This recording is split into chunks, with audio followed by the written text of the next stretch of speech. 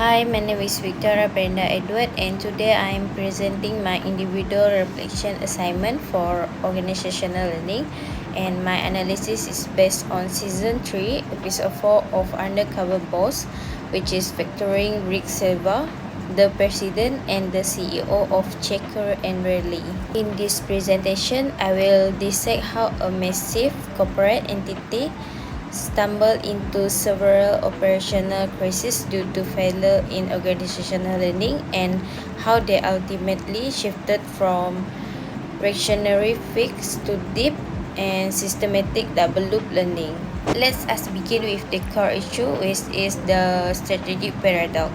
At the corporate level, Checker and Rally was hyper-focused on aggressive growth, targeting a massive scale of 1,000 stores, and their leadership was heavily invested in top-down data metric, push strategies, and drive-through speed. However, when the CEO, Rick Silva, went undercover on the front line, he crashed into a starkly different reality. The strategic paradox here is clear, but an organization cannot successfully scale its external output when its internal operational infrastructure is fundamentally fractured. This disconnect culminated in a historic show moment where the CEO was forced to completely shut down a restaurant mid-shift due to several standard violations. To understand why this restaurant failed, we must map this issue to organizational learning theory. First, let's look at the leadership and toxic subculture. At the Homestead branch, General Manager Steven managed through intimidation, shouting, and verbal treatment.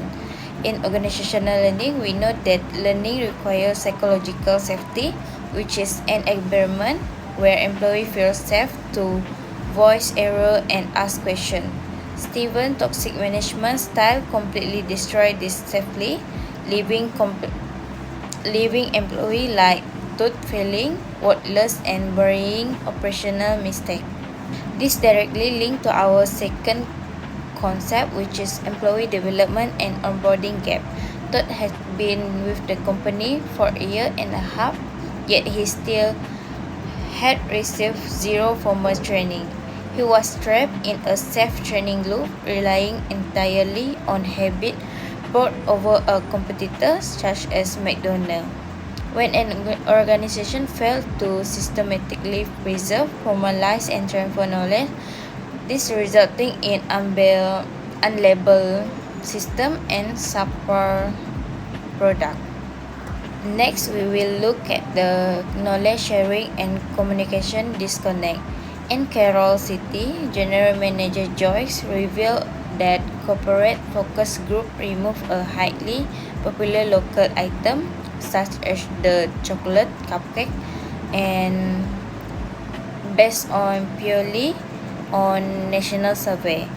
This is a classic failure of top-down data blocking tacit knowledge.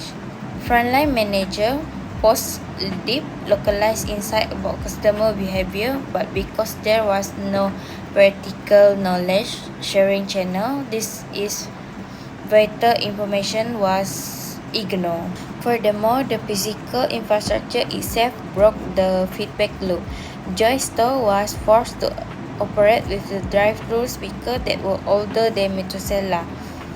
Employees were actively penalized for low speed of service metric, yet corporate had failed to provide the basic communication tools necessary to process customer order efficiently.